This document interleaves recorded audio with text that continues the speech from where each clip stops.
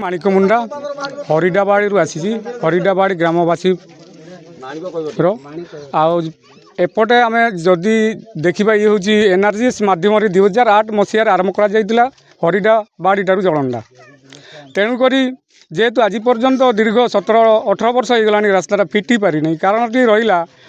किसी लोकों जो लोकंर जगह बाड़ी केतेटा पटाभुक्त जगार पड़ू तेणुक ये जिनसटा जिते समस्या है आम जाई जिनसटा को आम डिपार्टमेंट को देलु जे प्रकृत में चिन्हट करके दि जाऊ रास्ता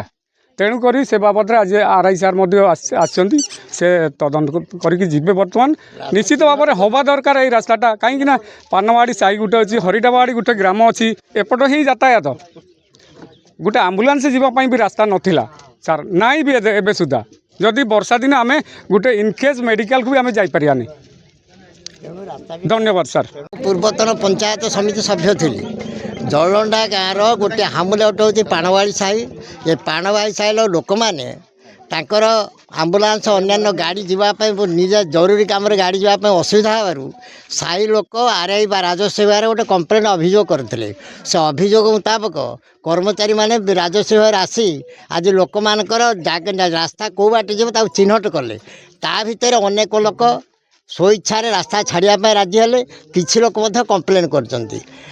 रास्ताटा ये निहाती दरकार जो रास्ता न हो भविष्य में आम्बुलांस फार्म किसी जापरियोनी विपद आपद लोक साहय कर तेणु बाध्य होती निहाती गोटे जार रास्ता दरकार रास्ता हवापाई चिन्हट होती। जलंडा अंगनवाड़ी कर्मी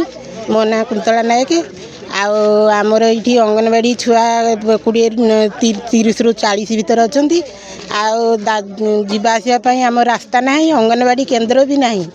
आम 25 वर्ष 30 वर्ष है आम अंगनवाड़ी करूँ हेल्पर घरे कौ गछ मूले कौ रास्ता कड़े आम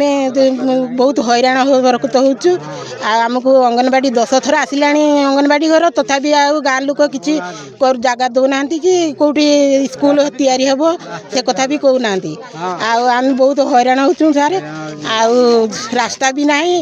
आम्बुलांस आसवाई भी रास्ता ना लोक जावासवाई रास्ता ना आम जाऊ मेडिकल केस सब खटिया बुईकी नौचु